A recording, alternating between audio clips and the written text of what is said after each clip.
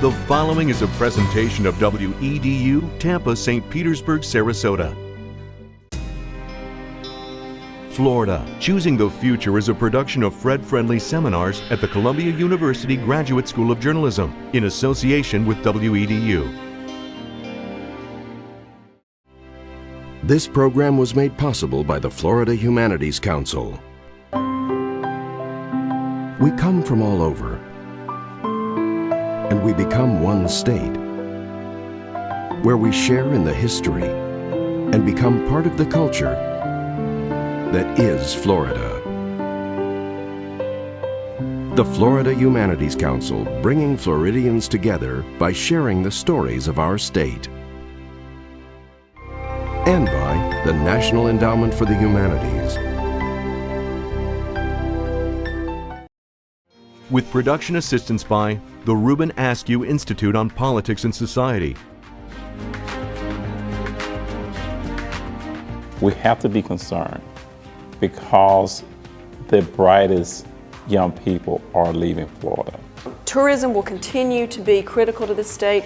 Agricultural is critical as well as development, but it's not enough the way it was in the past. We've analyzed our problems. We're not going to wait for the state to solve them. We're not going to have the federal government solve them. We're going to solve them ourselves. The history has shown that it doesn't take a million people. It takes one great, gifted leader with vision and the ability to inspire. We cannot just elect leaders and expect them to deliver for us.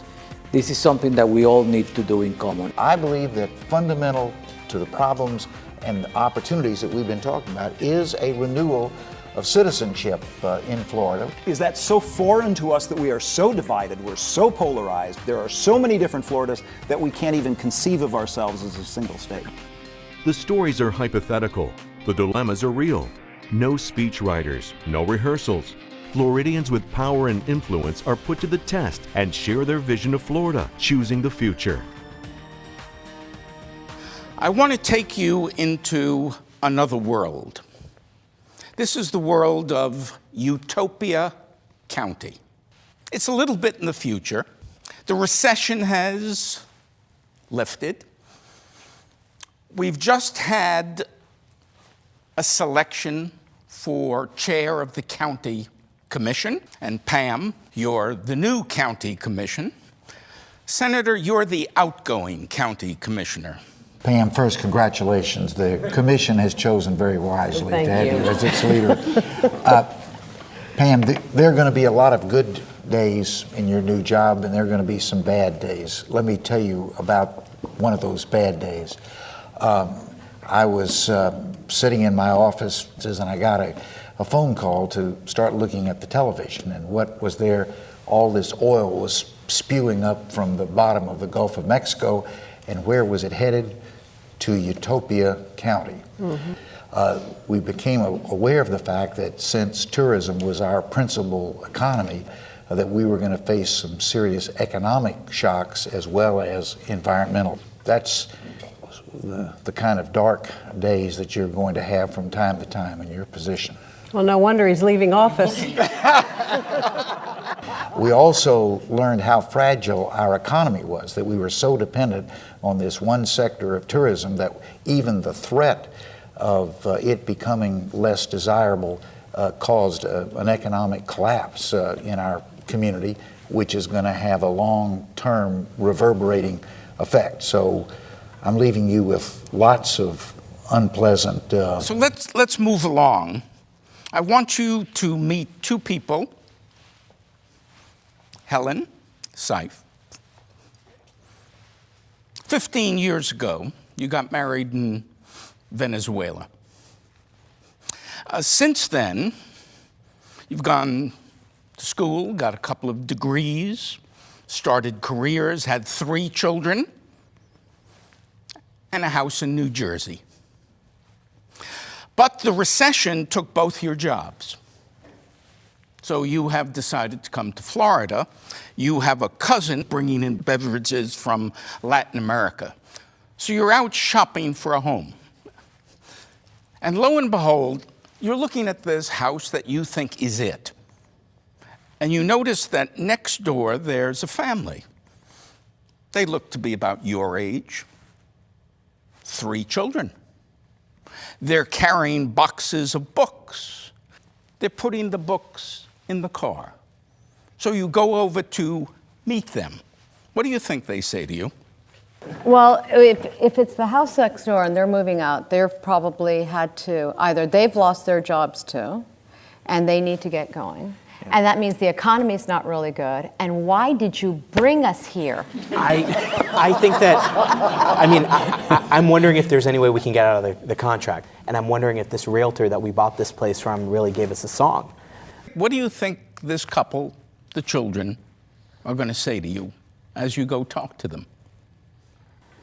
It's probably not going to be a happy story. The fact that we're losing a family, a young family with 3 children who are the hope, the future for the state of Florida, I think is sad, because those are the type of people that we want to draw in. Helen, why do I get the feeling you've heard this story before? Because it's a reality in Florida today. We have a migration of a younger population, an educated population. It's probably for the very first time in decades, if ever at all. We're not going to be able to build our way out of this crisis as we have done in the past.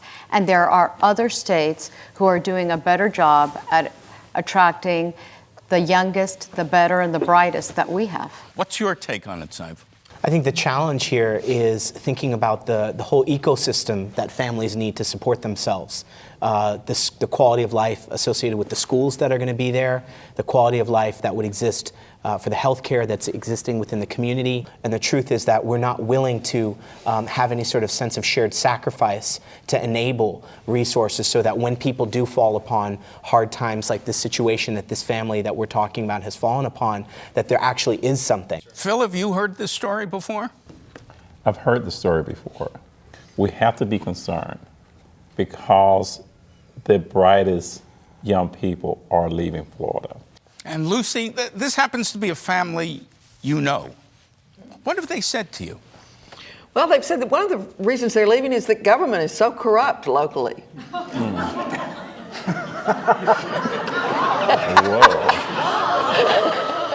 Lucy, I don't think I'll touch that line.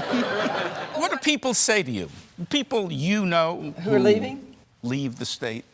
They're saying that schools aren't up to par for their children. They're looking for better schools. They're looking for a structure of government that regulates things well. They don't let developers pave over the entire county, and they make people obey good environmental laws. They like to know that the beach that's here today is going to be here tomorrow, so that they are finding that these things of life. The libraries are having to close on Mondays and Saturdays because there's no money to run them. That all these things are happening that are causing the quality of life to deteriorate. I think we're talking to different people. People I talk to who are leaving Florida, they're leaving because they want a job and they can't find a job. There are a lot of people who just want that job, a bank teller job or a job working construction like they used to have, or for some migrant workers, it's a job picking strawberries. So sure, it's great to have the big jobs with the big money, and God knows everybody who can get that should get it and do well. But you got to have enough jobs for the people who make the rest of our lives possible too. Let's push that a little, Ruben. Let's push that a little. You have a cousin, Rick. He's running a solar power company in California. And you say to him, I'm thinking of expanding my business and perhaps coming into Florida. Rick, why don't you do the same? And he says, no, I don't want to come into Florida. Why does he say that to you?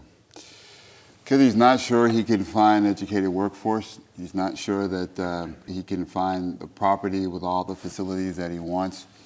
I think he's real concerned about whether the taxes and the expenses are going to go up, because if the state's finances are in such downward pressure, if the deficits are this large, the only way they're going to plug that problem is by either raising taxes or raising fees. And if I'm a business owner, I'm thinking Florida's probably not going to raise taxes because that's a dirty word around here, but that means they're going to have to raise fees. And as a business owner, that's going to hit me. So I'm not so sure Florida's where I want to be. My cousin would tell me that the opportunities in Florida for African Americans are not always there, especially for a small business owner. But we're not as inclusive as other states. And so I'd rather stay in California and not come here. Let me just pick up on one little thing. You started off your litany of reasons not to come into Florida. His labor reasons, pool. His reasons not to come into Your Florida. cousin's I'm already reason. here. I'm already here. A few minutes ago, I heard from you, everybody wants a job. So doesn't that suggest there's a labor pool here that small business, big business should pick up on? My answer would be yes, but the perception here, the perception of companies when they look at Florida is that they can't find qualified, educated labor. They can get some labor that's very plentiful down at the lower scales, but I think because people look at our education, they look at a lot of these national indicators, they're very concerned that they can't fill out the upper rungs. And it's very hard to get people who don't live in Florida to move to Florida if they have a good life in Atlanta or Charlotte or Chicago, and that's particularly true among African Americans and other non-Hispanic minority groups. But that goes back to failed leadership. That goes right back to elected leaders. Unless you happen to be in a lottery pool and you land up in a gifted track or a magnet school, what you wind up with is a person with a high school diploma that's not actually ready for a tertiary education. And we don't have the type of pipeline towards success within public schools. Susan? But one thing I'd like to respond to that is I do think that one of the big problems, one of the estimates we've had is that businesses in the state spend about $4 billion in remediation for the people coming out of schools, whether it's right out of high school or community college or universities actually. However, the state has taken steps. Some of them are baby steps. For example, in energy with this solar company, there are now 22 energy academies throughout the state of Florida. We are actually putting in the state of Florida now through these 22 energy career academies a way that I can graduate high school from a career academy, go into a technician job, or career academies are just as academically rigorous, so then I may go on and get a 4-year degree at the University of Florida in engineering. Well, Rick says, I don't want to go into Florida. There's no infrastructure there. There's no trained workforce. Again, Mark, he says, Florida just isn't business friendly. And he's wrong. There is a big perception gap between what's happening in our schools and the students that are actually being graduated out of there. And in the places where you have strong local leadership trying to pull it all together, there are opportunities to grow and thrive here unlike any place else. Which is the urban legend? That there is a shortage of skilled labor, that Florida isn't business friendly, to this wonderful image, let's call it the Susan Mark conception of Florida, that everything's okay in River City. Which is which? Well, it'd be that way if we had good business leadership in the state or in the county. Now, business has the best legislature you can buy in this state. Just not enough of them. There can't be any law that the business community has not gotten passed in the last 10 years. Well, but I also think Florida doesn't market itself based on its ability to host or drive business. I mean, if you look at an ad for Michigan, they'll say it happens here. They talk about innovation and growth and technology, and that state's really messed up in a lot of ways. Florida has great opportunity. It's got wonderful universities, great minds, entrepreneurs. I think in general, a rather healthy business climate, but we market beaches and palm trees. And so somebody in California will think of New Jersey or Michigan or Massachusetts for business and think about Florida as a retirement vacation spot. You're sitting here like the Cheshire Cat. Well, because I cannot believe this conversation. I talked to Rick yesterday. You're the kind of panelist I love. Well, I talked to Rick yesterday, and what he tells me is that it's for him, it's not just him and his job and the ability to make money. He's concerned about his children and his family. And he's seriously concerned he doesn't feel that his children in Florida will be able to enjoy the same standard of living that he and his predecessors were able to enjoy. And his main concern, frankly, is that he doesn't see the vision and the leadership for the future. He told me that Florida cannot continue to live on just agriculture and tourism, that we have been depending on growth all these years, and for the first time now, Florida is no longer growing. And he says, how are we going to pay for the kind of things that is going to make the kind of quality of life that I want my children and grandchildren to have? He, as much as he loved Florida, he knows he will be taking a big gamble in coming here. So I don't think Rick is coming. You see a connection, don't you, between the business climate and the reasons why that next door couple is leaving the state? Well, I think the couple, I didn't talk to them, I talked to Rick. But I can tell you that what I know happened was the fact that they know that there are other places where they can have a better future than Florida. And they are not alone. There are many families who feel that way.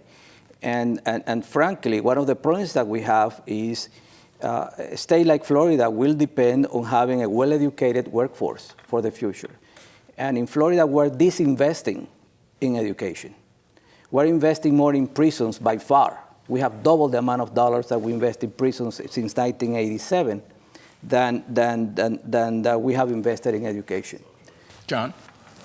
Well, I think both Rick and the businesses are looking for the same thing, which is to be able to predict the future for either their kids or for their business. And what Florida is lacking in context is, what is it going to look like in 5 years? What do we think the tax structure is going to look like in 5 years? We have no idea. What is leadership saying about education? We have no idea. And by the way, you can't buy the legislature, you can only lease them. You recall. So a lot of this It's gotten worse since you left. Oh, okay. The long-term lease, but the issue of being able to have legislative, executive decisions that go over a period of time, say, we're going to do this, we're going to have a trajectory that the public school system is going to be better in 4 or 5 years. If you're looking at it from out of the state, if you're Rick, you're going to say, well, even if you're investing in my company, my life is invested in my children. So I'm pretty reluctant about moving my company. Senator, your head keeps going up and down. I hope you're not falling asleep. No, I'm not falling asleep. Actually, I am getting ready to load the van that's in the back of my house because He's the guy who was living next to us. but I do have a job because, as you know, Arthur, I have just been elected governor of Florida, and I am on the way to Tallahassee, and I accept this challenge, and I'm actually motivated by the comments that we've heard because they not only lay out the challenges but the opportunities. There is no reason, for instance, that Florida should not have a per capita income of our people that's at least equal to the average of Americans. And in fact, unfortunately, today we don't.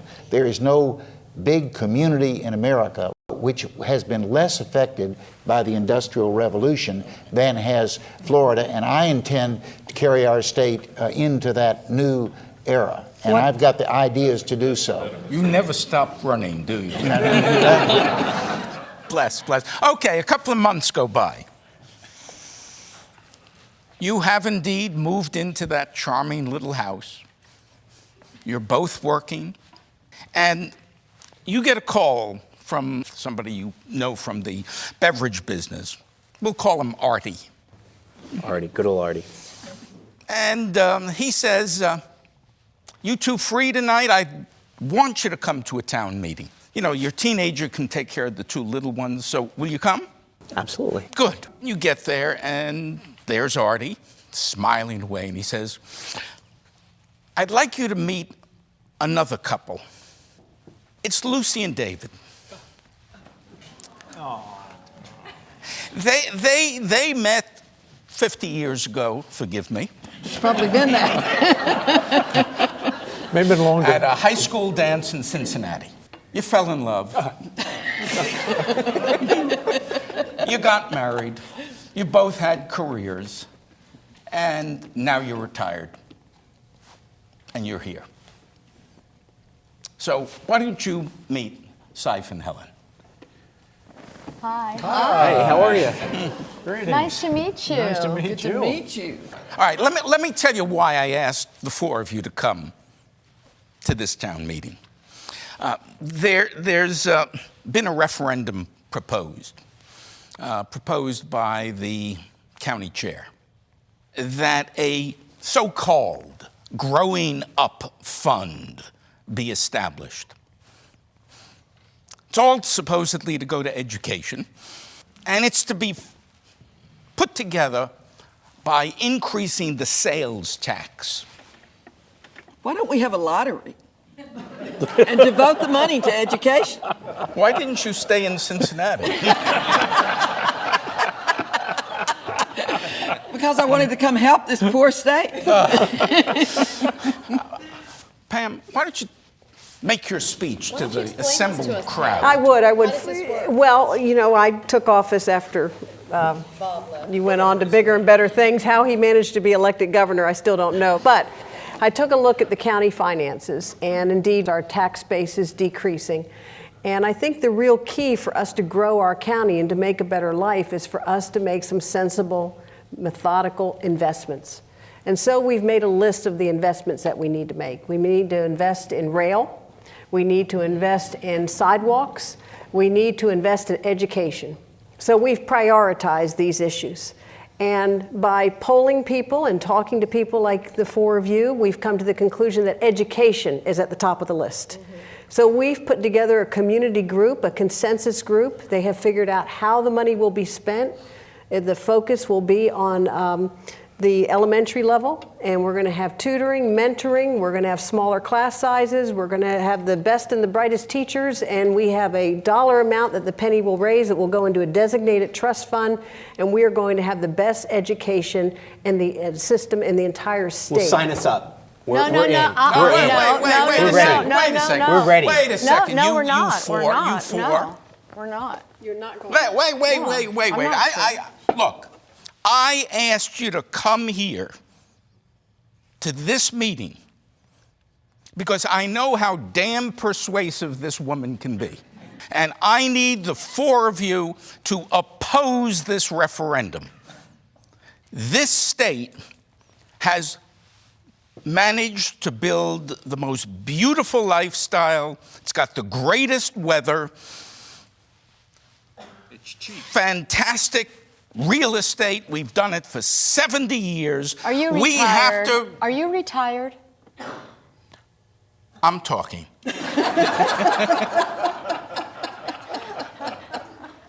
All we need to do is grow. Now, I've gotten so agitated about this, just listening to her, that I've got to go to the bathroom. So would the four of you please talk about this? Well, how do you measure how do you measure that the schools are going to be really good just because we're pouring more money into it? Well, you don't. You have to also have leadership to build quality in them. If you lack, you can't do one without the other. I think we've proven in this state for years that if you just throw money at something, it doesn't work. I like the sales tax, though. At least we can charge the tourists. How do you know that the sales tax dollars are going exactly where they say they're going? Have you ever lived in a county where the sales tax dollars don't actually go to where they say? May I offer something here? Can't you see that it becomes kind of a circular argument after a while if we follow what you're really saying? That you can't trust government, so we're not going to vote for it. And then you dislike government because they're not providing the services. Well, and then when government comes up with an idea and a plan, you don't vote for it because you don't want to trust government. And so it becomes a circular argument where really government ends up failing. And when they try to come up with a solution, now you're new to this state and you've moved in with your 3 kids. Don't you want this long-term investment? And you know what? If you think we might be doing something wrong, then you get involved. If I can just be part of the citizen if I can committee. Make one suggestion, may I suggest that government failed me first before I ever failed government. You're on my payroll. What can you do to restore faith in government to make us able to get this money approved? The voters need to believe they can trust you. You're absolutely right. So we're going to set up a very transparent process. We're going to have a citizen oversight committee. We're going to make sure that the funds are put into a dedicated trust fund. We have an annual audit and a report. And I invite every skeptical citizen to become a part of the citizen oversight committee. Now, let me ask you, David, are you for this penny on the sales tax? Well, you know, as a retired Floridian, I mean, I could go with a sales tax because I only pay part of it. As I mentioned, the tourists pay a good share of it, and so if it'll help the kids, Wait. it doesn't interfere with my neighborhood. You're retired now, right? Yes. Yeah. You live over there in that retirement community, the hamlets? I do. Yeah, he won't spend any money. It's not going to cost him You anything. tell me what they're saying over there. Well, they're wondering how I stayed married to Lucy for so long.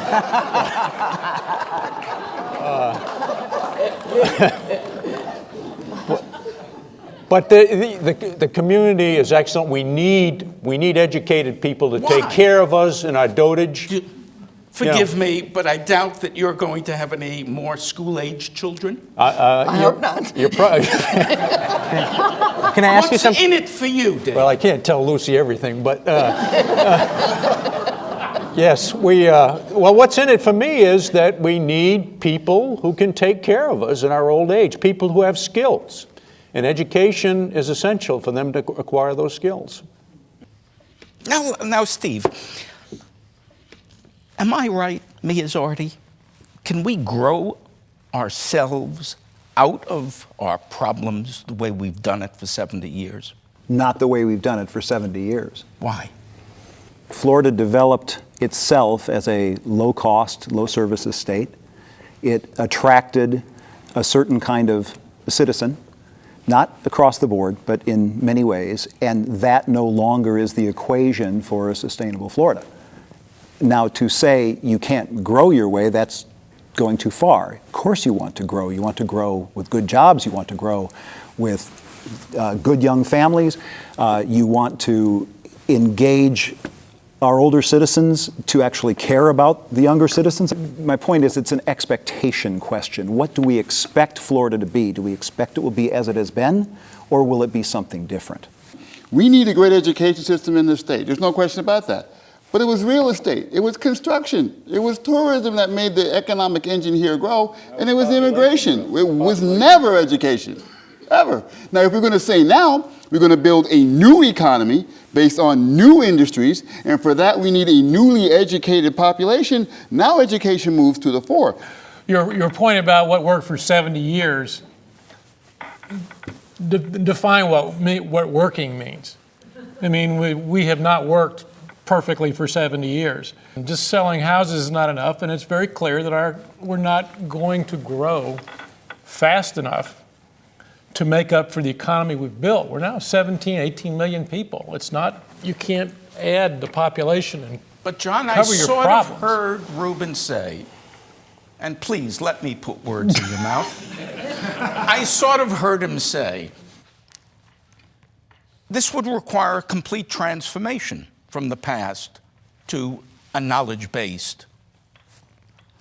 How long is that going to take? 10 years? 20 years? What do you do in the interim?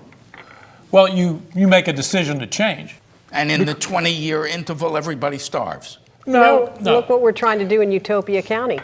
We're trying to take Utopia County has a good start because of the transition. And so we're trying to create a new reality for Utopia County. We've analyzed our problems. We're not going to wait for the state to solve them. We're not going to have the federal government solve them. We're going to solve them ourselves. We're asking the voters for a penny sales tax, and then we're going to take that money and we're going to invest it in the future so that we'll have higher educated people and a better workforce, and we'll grow our economy that way.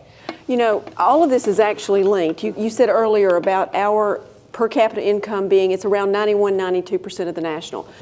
In the past 70 years, we've been a three-legged stool. Primarily, we've had agricultural, tourism, and development, spurred a lot by retirees who have come. Those jobs have, by necessity then, caused a lot of our jobs to be the lower value jobs. That's what's happened. Now we've got to have a fourth leg that is much bigger, that is more based on education and innovation, that says it's not that those other things we're going to move away from. Tourism will continue to be critical to the state. Agricultural is critical, as well as development. But it's not enough the way it was in the past. So this transition... And there's a great... I'm sorry. Go ahead. There's a great national model for this, and in the late 1950s, a bunch of civic leaders, not political leaders, civic leaders in North Carolina said, you know, our future is not tobacco and textiles. That was the governor. It needs to be something else. He was a politician. Well, All I know is that we elected this governor to show us the way.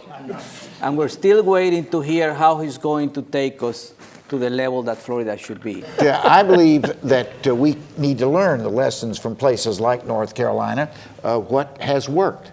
And I think what has worked is a deep, sustained commitment to education. It's not only that we need to have an educated workforce, which we do, but also a commitment to education is a commitment to a standard of quality of life in your state and in your community. Educated people are going to make the decisions as to whether they will bring these new high technology jobs to Florida.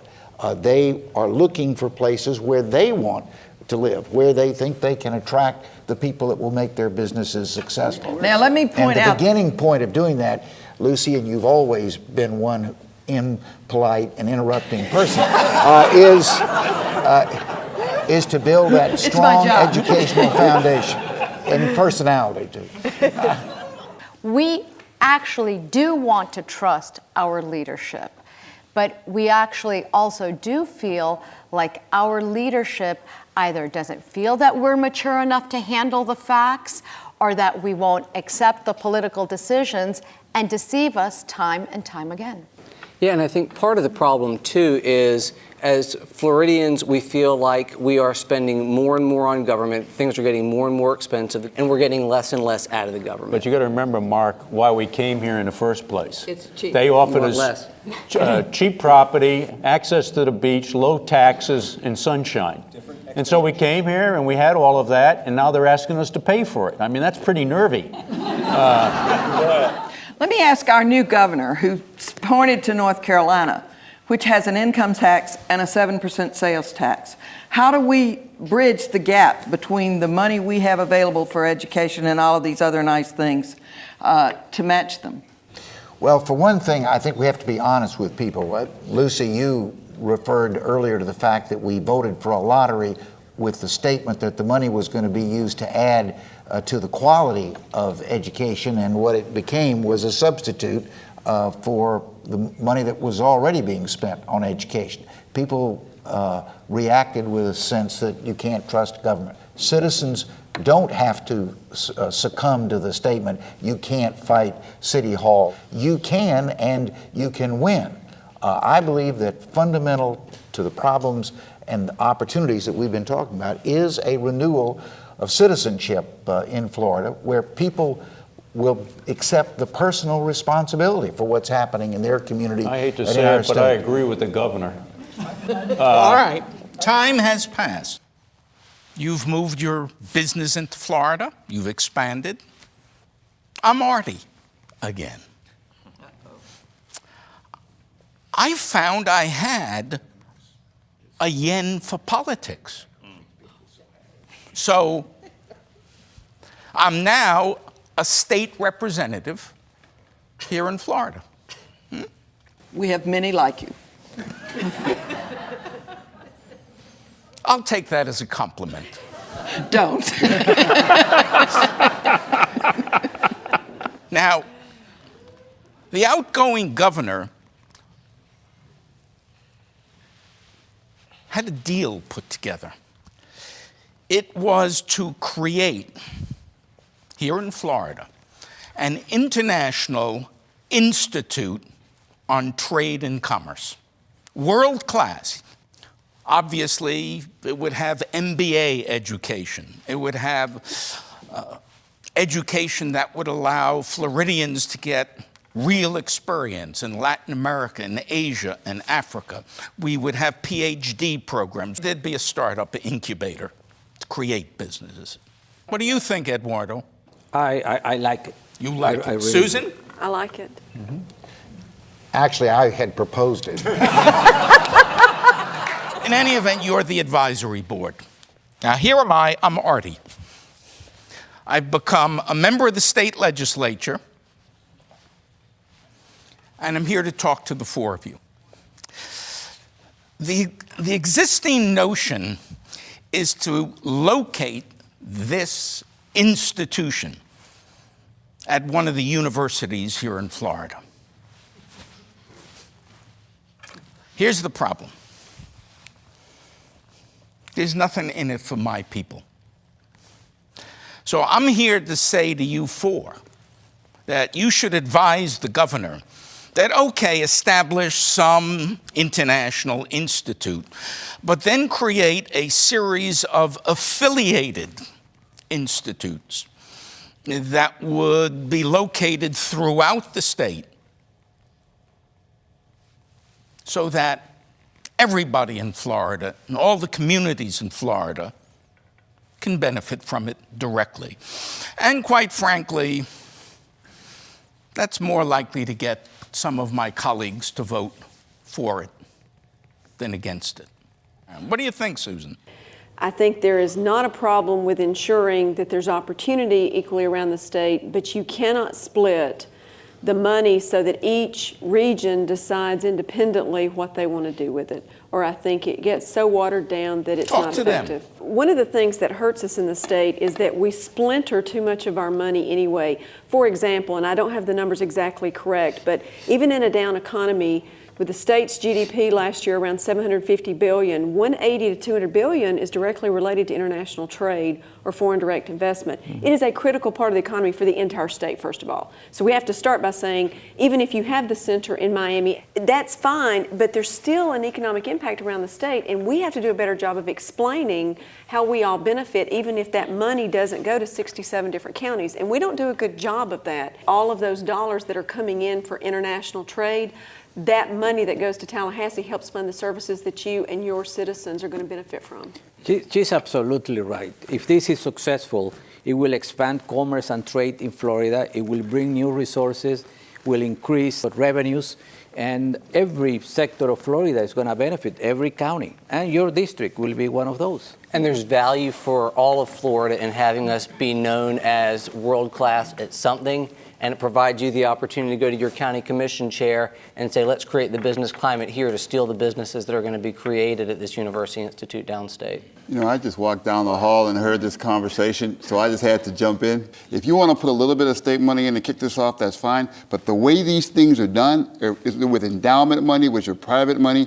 There's plenty of that around the country, around the world, and in Florida. That's where I would start. Second thing is, if this thing works, then you're talking about it fills up the ports around the state with goods and services, which drives jobs around those ports and all the industries that are related to that.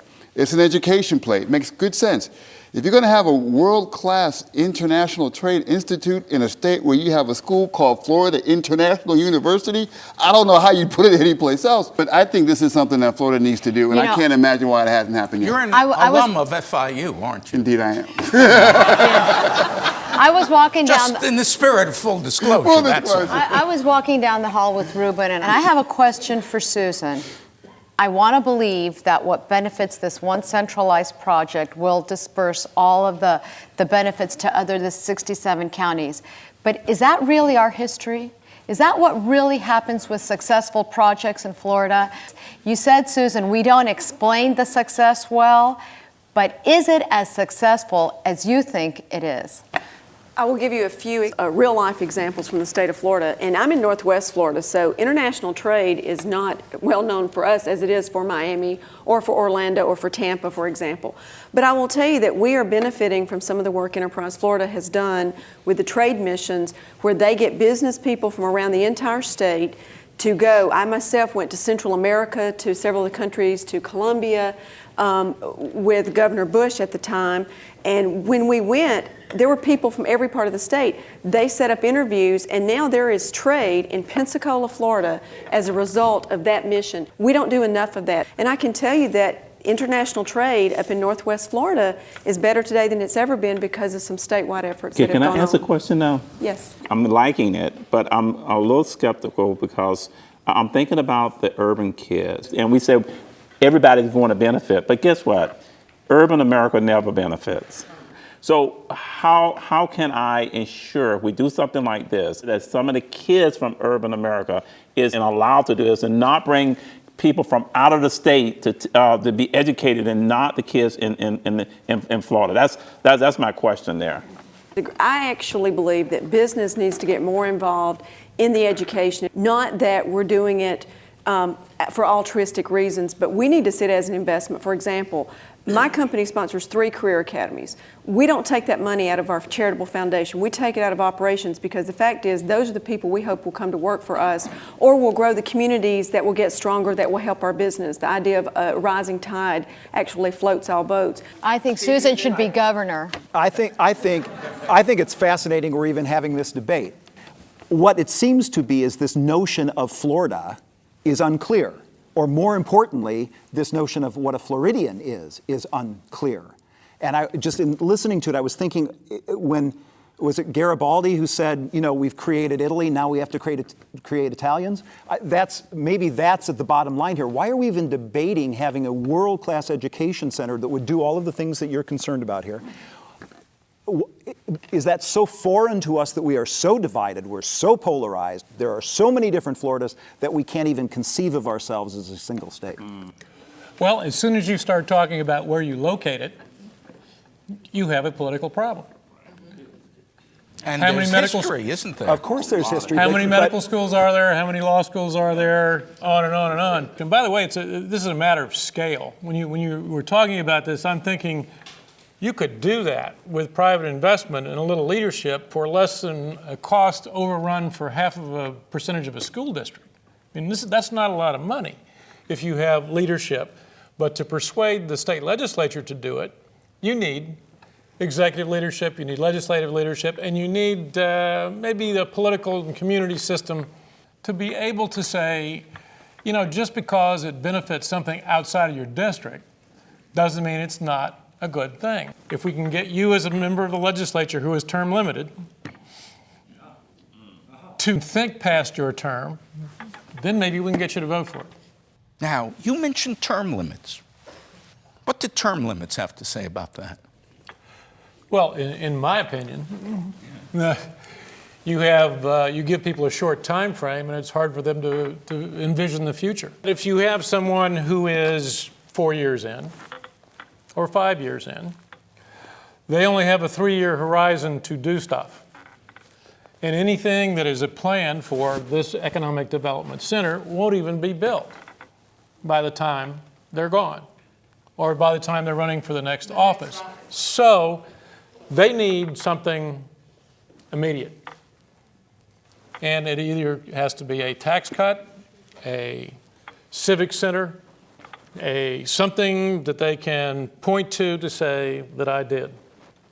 So, but why? Why do we have to say something I did? Why can't they do what's right for the state and not worry about me? Now, there are many folks who hold political office who, as part of holding political office, feel like doing the right thing is part of the reason they went there. So part of that is who you elect, your sense of community. And if you're sitting home and you're not happy about the result, sorry.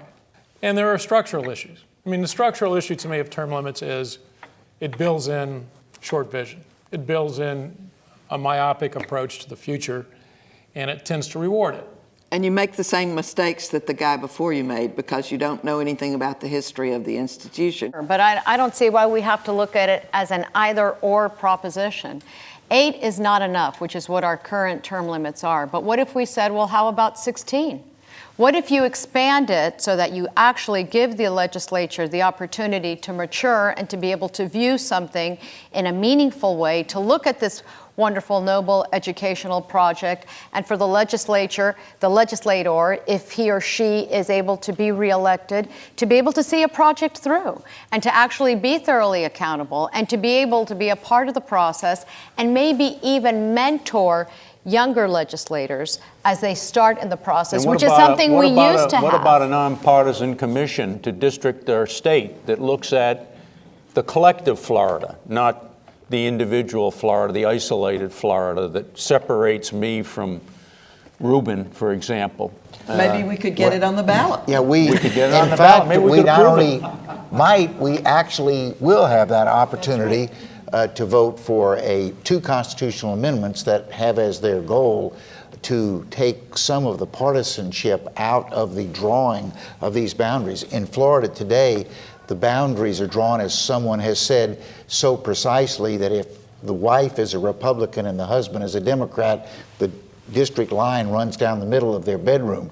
The fact is, you're more likely to have snow in Florida than you are to have an incumbent legislator defeated in his own district, because they are so precisely and partisanly drawn. This vote that we'll all have a chance to participate in November will hopefully move us a step away from that level of partisanship. I take special notice of the word hopefully. Yeah. Well, hopefully. but the point What's is, realistic? Things don't get the way they are unless somebody wanted them to be that way, and they're not going to give up what they consider to be advantageous to them just casually. So it's going to be make about. Sure that, I would say that I just want to make sure that I don't lose my representation if once we have redrawn those districts. Yeah, the district lines, and there you can definitely look at them and say, this was done because we needed a minority, an African American here or whatever. But if you redraw them, and at the end of the day, everybody that in that office or that's been elected do not represent the people and look like the people of the state that they represent, we have made a mistake. These are great notions, but I am not prepared to believe that how we change the district lines or even term limits is all of a sudden going to cause these statesmen and women to rise up and put themselves out there to change any of the things that we've talked about from a trust perspective. But how do we ever come together as a people in this state if we can't have districts that reflect all of us? If we have districts that just reflect a narrow aspect of who we are, culturally, racially, ethnically, whatever, how are we ever going to come together as a state? Steve, in effect, asked the same question when he said, there's no conception of what a Floridian is. Well, how are we going to get civic engagement to produce a phenomenon known as the birth of Florida? It has to happen at literally every level. I mean, it has to happen in our politics by how we district ourselves and separate and isolate ourselves. It has to happen in the leadership we have from our politicians. It has to happen in our schools through civics and history education. It has to happen in the way we reside next to one another. You know, there's a lot of negativity around this panel for no good reason. We live in a great state. And the problems that we're debating, any state would debate. Florida's the great state. This is where we want to be. This is why everyone's chosen to be here. A lot of the complaints are about state government. But when you separate out state government, I see so many examples of people working together regionally. In fact, recently, because of the high-speed rail that's going to connect Tampa and Orlando and eventually Miami, which better infrastructure will link us all together in a more meaningful way when it eventually happens. But even now, the Orlando business community is financially contributing to the campaign for a penny sales tax in Tampa. I mean, imagine that we actually now consider Tampa and Orlando to be a super region. I think there are many people in our state who see issues in a regional way and are working on them in a regional way. So what we have to do is look at good business people that we have, like we have around this table. Look at the good people in academia and in government, and they have to become problem solvers and not look to these legislators to solve our problems, because that's not going to happen. And you put a question on the table, how do we get to this unified Florida, if you will? The history has shown that it doesn't take 1 million people. It takes one great, gifted leader with vision and the ability to inspire. That was the story in South Africa around Mandela. It's the story around the unification of every, Italy, Germany, you name it. It was, in my opinion, it's the story of President Obama. I mean, he obviously doesn't look like all of America, and everybody agrees with him, but he was able to build a consensus and a unifying vision for America at a critical time. I think Florida has, somewhere within its borders right now, that great gifted leader. Maybe at this panel, maybe I'm sitting right next to her, I do not know. But there's no question that it takes that individual who will lay out a plan and a vision with some passion and some creativity and some honesty and integrity that would bring this state into a common sense of its future. And if we can find that person, support that person, elect that person, we will be light years ahead of where we are today. And Arnie, piggybacking on that, we have found through history, people come together behind either a common vision or a common enemy. Now, it's a lot healthier and constructive to come together behind a common vision. I will also tell you that I was on the 2005 BRAG Commission for the state, where the state came together and said, We love the military in this state. It is good for us, not only because these people are fighting for our liberties, but it's great economically. They contribute in our communities. And I saw people all over the state say, it matters to me that we keep Southern Command in Miami. And it matters to me that we keep MacDill here. And it matters to me in Jacksonville at Cecil Field. So I saw people from all over the state come together behind common visions that mattered, that we all agreed, and it did not matter if you were Republican or Democrat or rural or urban. You know, we've got to find those things that matter. I mean, I want to say that, you know, from somebody who spends a lot of time with young people, I mean, there is a general sense of a lack or dereliction of duty from leadership. When you don't have level-headed leadership, the types of people that inspire people to greatness, like what Ruben is talking about, irrespective of partisanship, we had that at a time when we had somebody like the senator in the governor's mansion. We had that arguably at a time when you had somebody like Governor Bush around issues pertaining to education. I just disagree. We clearly need leadership, but there's a cop-out happening here that I'm listening to. It's, if we only had that leader, we'd be great. We'd be there. No, this comes, the senator's right, this comes from civic engagement, it comes from the people.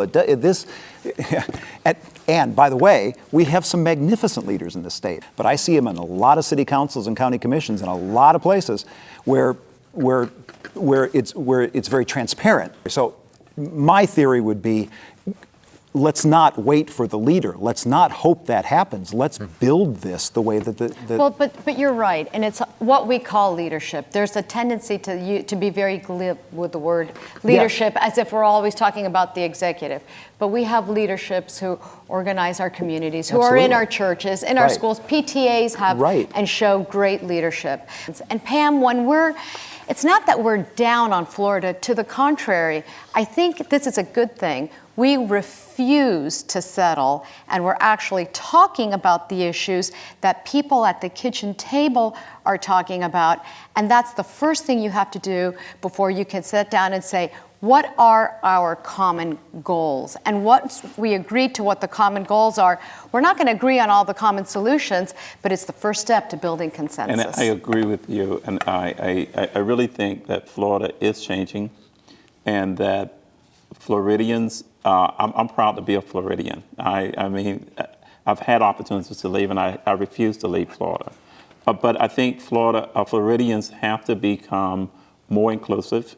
And we look at, it's not just the black-white thing. It's not just the race. It's being inclusive all the way around, religiously inclusive in all. For Florida to become the type of state we want to be, and say we value every citizen, we have to think about the inclusivity of the city. Eduardo, how do you see this? Well, I see us having a great opportunity in Florida, whether it's through leadership or it's through grassroots organizations.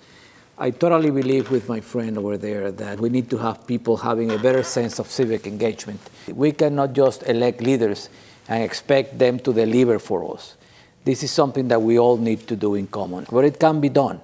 If you in fact believe that you have a sense of ownership, a sense of belonging, and it starts with me and with you and Senator, with all of us. For significant periods of time, every Floridian was in your charge.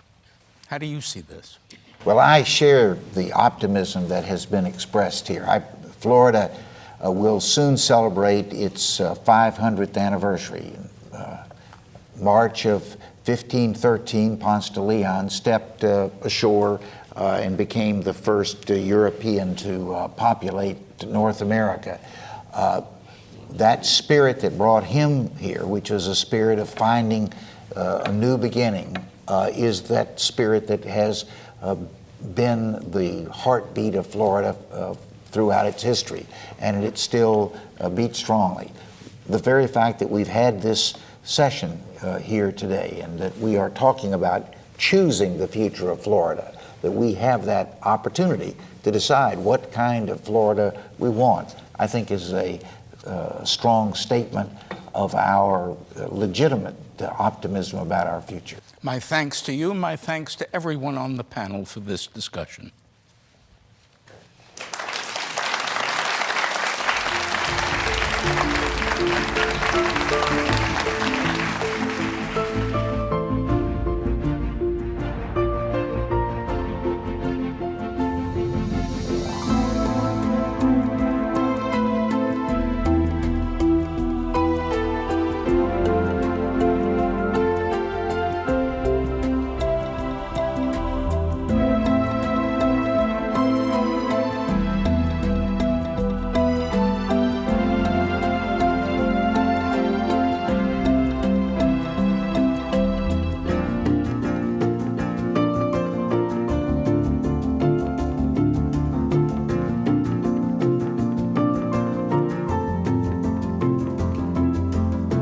To obtain a DVD copy of this program, along with a discussion guide that explains how to use this program to facilitate a community's discussion, log on to the Florida Humanities Council website at floridahumanities.org.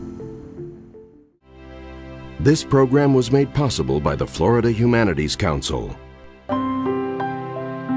We come from all over, and we become one state, where we share in the history and become part of the culture that is Florida. The Florida Humanities Council, bringing Floridians together by sharing the stories of our state. And by the National Endowment for the Humanities. With production assistance by the Reuben Askew Institute on Politics and Society,